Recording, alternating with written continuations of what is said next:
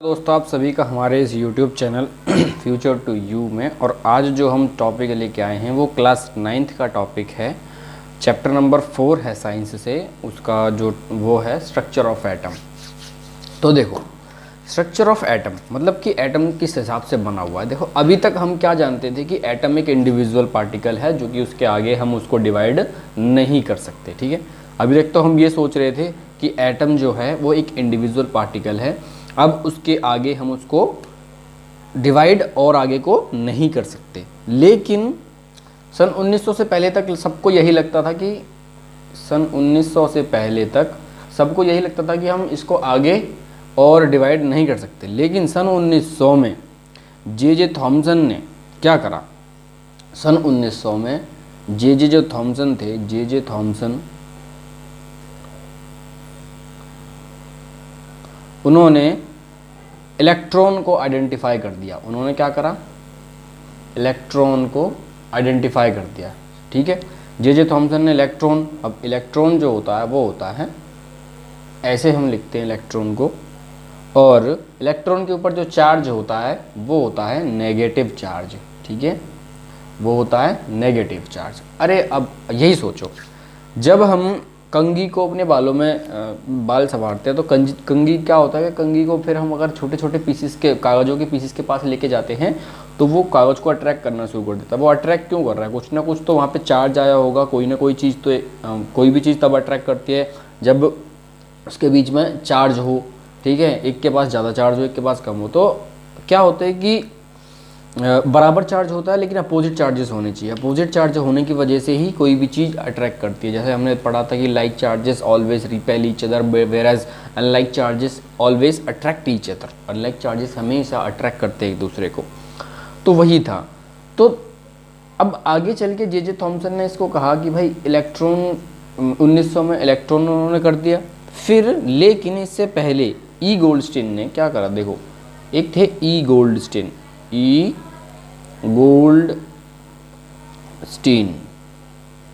ठीक है, अब इन्होंने सन 1886 में, सन 1886 में इन्होंने क्या करा, सन 1886 में कि इन E Goldstein discovered the presence of new radiation. इन्होंने क्या करा, प्रेजेंस ऑफ न्यू रेडिएशन जो है, एक presence of new radiation in a gas discharge and in new radiation in a gas discharge। तो इसमें गैस डिस्चार्ज में उन्होंने न्यू रेडिएशन करी। जो रेडिएशन का नाम था उसका वो थी कैनाल रेज। उनको उसने कहा, उन रेज को, उस रेडिएशन को कैनाल रे कहा। किसने, ई गोल्डस्टीन ने। ठीक है, तो ऐसे ही देखो, अब सारे के सारे अपने अपना अनुमान लगा रहे थे कि भाई इस चीज़ में, कि अब सब कहने लगे कि देखो इस तरीके से बना होता है एटम, इस तरीके से बना होता है। ऐसे करके बहुत से लोगों ने इसको बनाया। अब इसको बनाया तो फिर उसके बाद जो पहला मॉडल हमारे पास आया, वो पहला मॉडल जो था वो था हमारा स्ट्रक्चर्स ऑफ एटम में। जो पहला मॉडल जिसने, जो सबसे पहले जिसने किया, स्ट्रक्चर ऑफ एटम। तो जो पहला मॉडल जो था वो था थॉमसन्स का, जिसको हम जे थॉमसन भी कहते हैं। Thomson's model of atom, Thomson's model of an atom. ठीक है, थॉमसन का मॉडल था। देखो, थॉमसन को हम असलियत में जे थॉमसन कहते हैं। इनका जे थॉमसन इनका पूरा नाम था। ठीक है, जे थॉमसन पूरा नाम था। सन 1856 से 1940 तक की इनकी अवधि है। ठीक है, और ये कौन थे, एक ब्रिटिश फिजिस्ट थे जो कि चीथम हिल्स और सुबर्ब ऑफ मैनचेस्टर में इन जन्म, मैनचेस्टर ऑन 18 दिसंबर 1856। उनका 18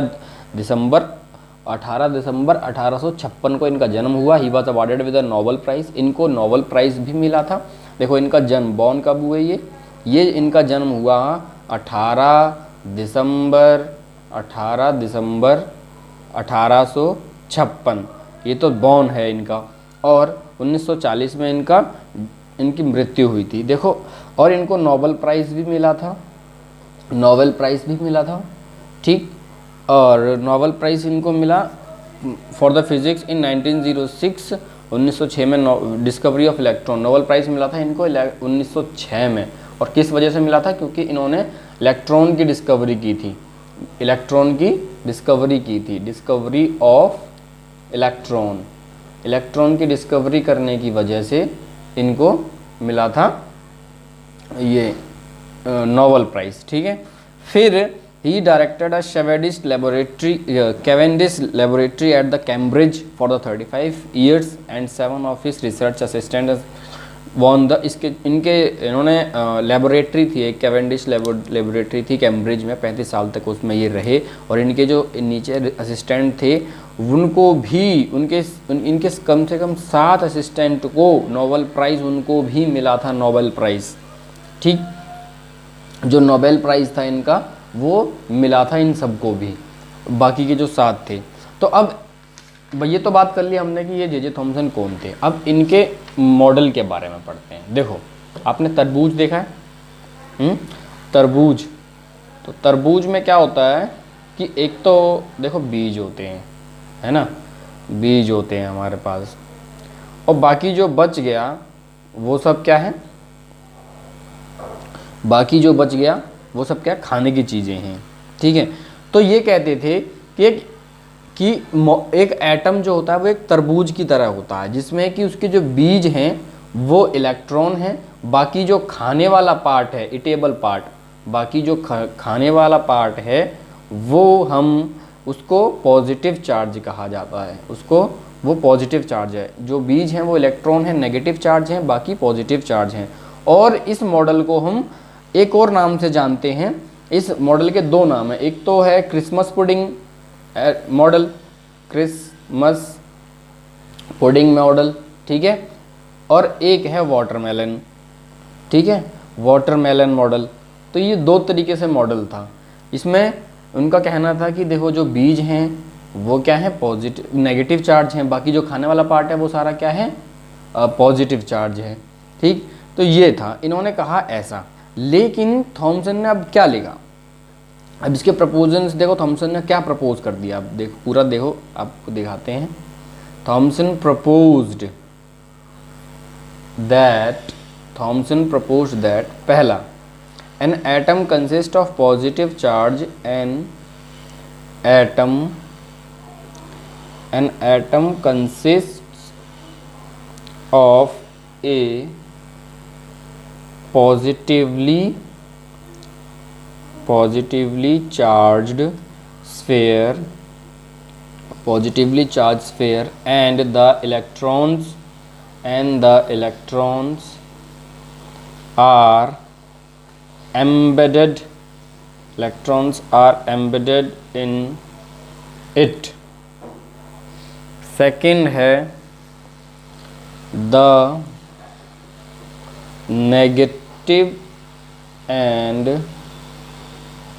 negative and positive charges,